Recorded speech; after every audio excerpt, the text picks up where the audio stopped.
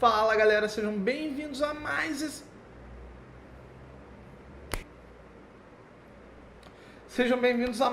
vídeo aqui da nossa sequência sobre lógica de programação. Nesse vídeo a gente vai ver sobre operadores.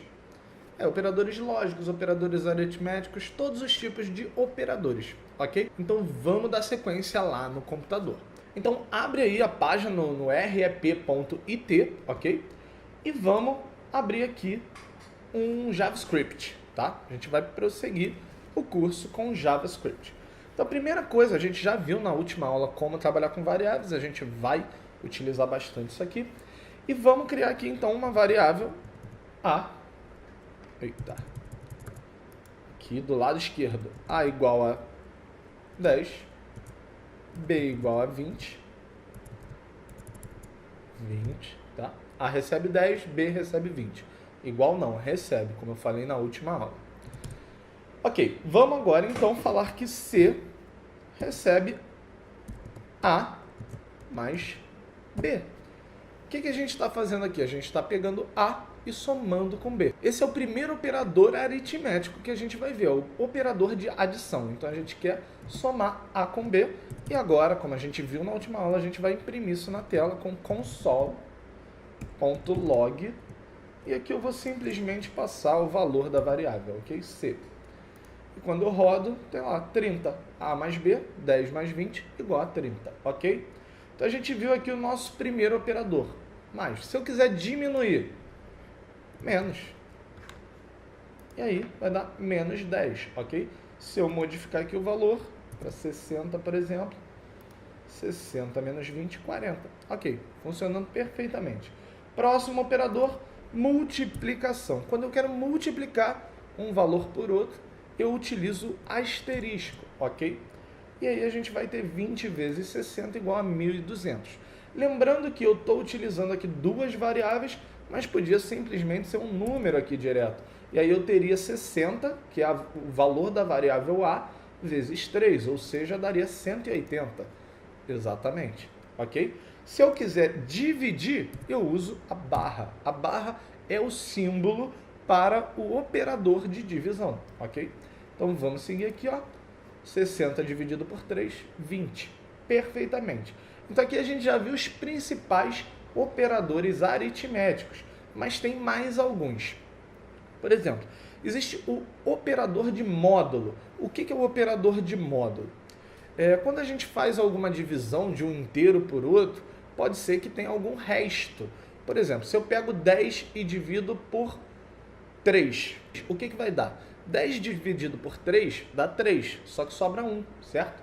Então, quando a gente quer saber qual que é esse resto, o quanto sobrou de uma divisão, a gente utiliza, mudei aqui o A para 10, tá? A gente utiliza, em vez do dividir aqui, por cento. E aí lá no nosso resultado, a gente vai ter o resto daquela divisão. Por exemplo, 14 dividido por 3 vai dar resto 2. Resto 2, ok? 10, ou 14 mesmo, dividido por 4 também vai dar resto 2. 15 dividido por 4 vai dar resto 3. Né? Utilizando o operador aritmético de módulo. Beleza, qual que é a próxima coisa que a gente pode ver aqui? A gente pode ver o operador de incrementação, ou seja, a gente quer incrementar um número de uma unidade, digamos assim. Então, por exemplo, A, se eu quiser incrementar, eu quero saber qual que é o próximo, qual que é o sucessor de A, eu utilizo mais, ok? E aí depois eu vou mandar imprimir o A lá, e o A vai passar a ser 16, ok? O que isso aqui está fazendo na prática? Ele está falando que A vai receber o valor que A tinha, né, que era 15, mais 1, ok? E aí é a mesma coisa, exatamente a mesma coisa. Eu posso também diminuir, por exemplo, colocando aqui B menos menos. E aí eu vou imprimir agora B, vou imprimir A, não, vou imprimir B. Eu vou imprimir aqui B, e aí eu tenho 19, ou seja, 20 menos 1. E o que ele está fazendo? A mesma coisa que isso aqui, ó. B menos 1, ok? B antes era 20, vai passar a ser 19. Se eu fizer isso aqui várias vezes, ó, B menos menos, depois B menos menos, depois B menos menos, eu vou ter, nesse momento, B era 20, vai passar a ser 19, depois vai passar a ser 18, depois 17. No final vai imprimir 17. Vamos rodar para ver? 17. Perfeitamente, ok? Próximo operador é o exponencial. Por exemplo, se eu quero que... deixa eu ver. A vai receber... Deixa eu mudar os valores aqui, tá? A vai ser igual a 3, ok? E B vai ser igual a nada, por enquanto. Vamos lá. B vai receber A ao quadrado. Aí eu utilizo 2 vezes asterisco. Então, o resultado tem que ser 9, ok? A ao quadrado vai ser 3 vezes 3. Caso aqui, imprimir B, blá, blá.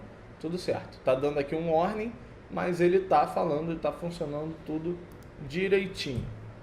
Então, asterisco, asterisco é o operador para potência. Ou seja, se eu quiser aqui 3 ao cubo, que seria 3 vezes 3 vezes 3, ou seja, 27, eu faço assim, ok? Tá? Isso aqui também poderia ser uma variável, poderia ser, por exemplo, aqui C igual a 2, e aí eu teria A elevado a C, tá? Se a gente for fazer alguma coisa mais matemática, isso pode ser muito interessante. Mas o que? Agora tem a comparação.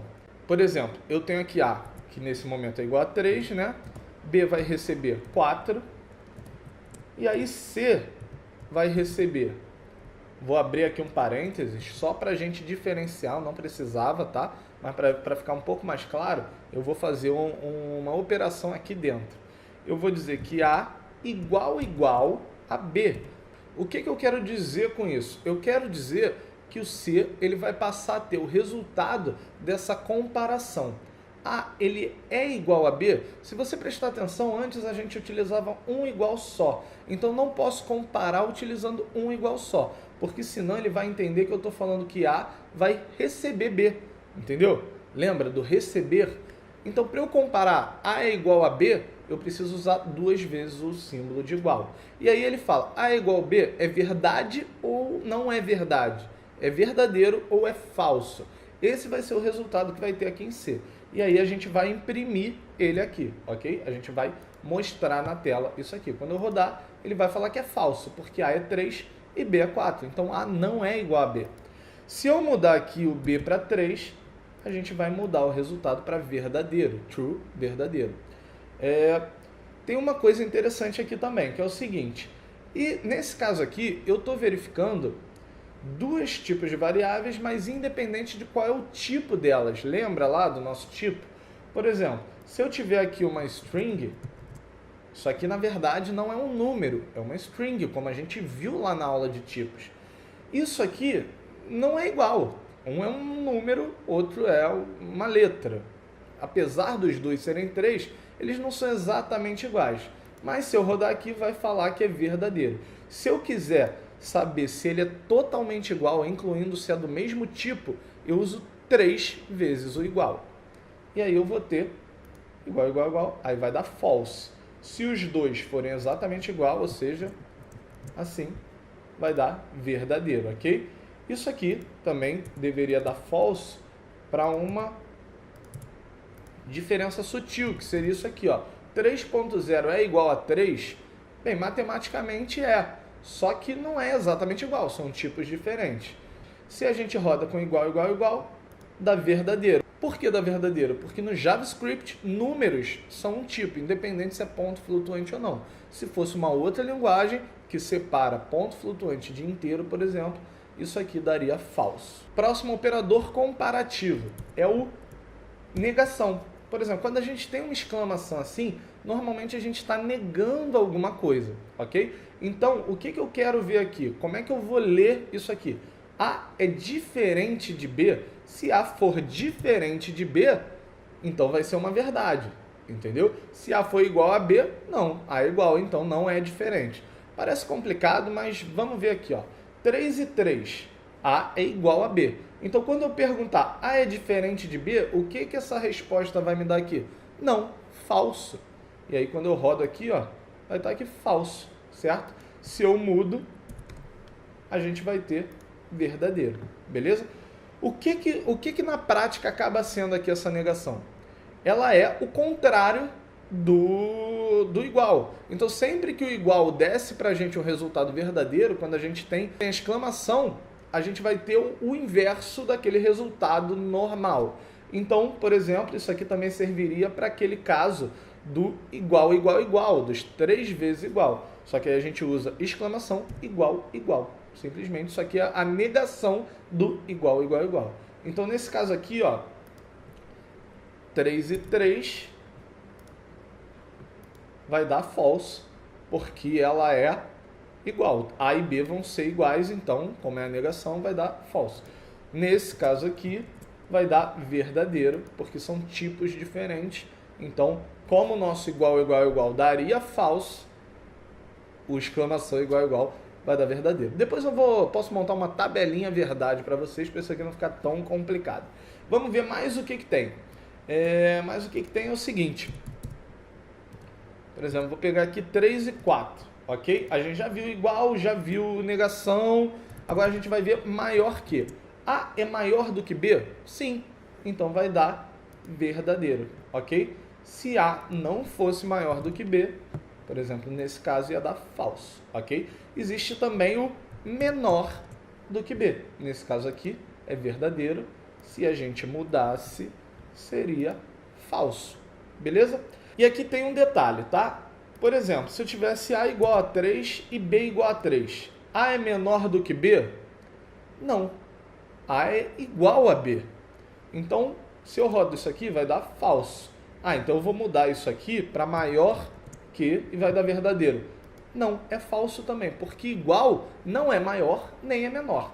Então, se eu quiser alguma coisa que seja maior ou igual, eu vou usar o maior igual aqui. E aí sim, vai ser verdadeiro, tá? E aí sempre que A for maior ou igual, vai ser verdadeiro, mas se o A for menor, vai ser falso. Isso aqui é a mesma coisa para o menor que. Beleza? Então esses foram os operadores de comparação. Ainda tem os operadores lógicos. O que são os operadores lógicos? Bem, a gente tem 2 operadores lógicos, o e e o ou. O que isso quer dizer? Assim como esse de comparação, o resultado também vai ser verdadeiro ou falso, mas vai depender da combinação de 2 tipos booleanos, de 2 verdadeiros ou falsos. Vamos fazer aqui para mostrar melhor. Ó, A é igual a verdade, verdadeiro. B é igual a verdadeiro, true.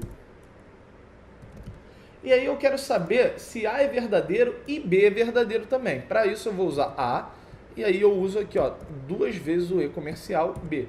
Então, se A for verdadeiro e B for verdadeiro, C vai ser verdadeiro, ok?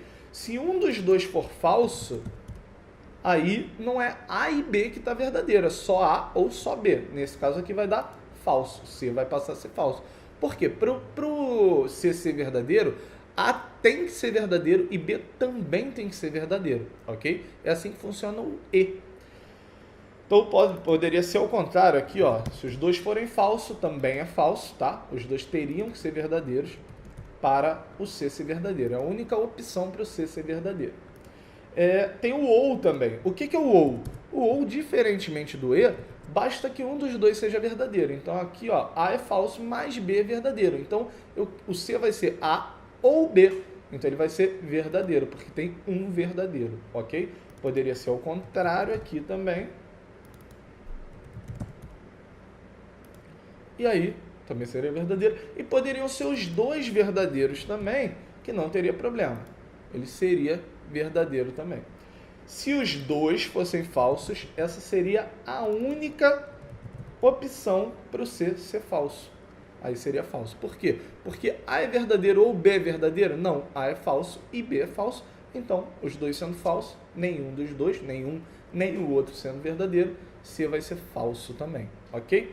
Para algumas pessoas isso aqui vai ser muito simples, outras pessoas podem ter alguma pequena dificuldade nesse momento. Se for o seu caso, não se preocupe, isso é super normal, ok? Conforme a gente for utilizando isso vai ficar muito mais claro. Essa aula aqui era basicamente para te mostrar esses operadores E a gente ainda não aplicou muito, né? Mas durante as próximas aulas, quando a gente estiver criando algoritmos, você vai ver a importância de você ter visto isso aqui, né? E pelo menos saber que isso daqui existe. E aí sim a gente vai aprender a utilizar e aplicar isso aqui na prática. Beleza? Então até a próxima aula e valeu!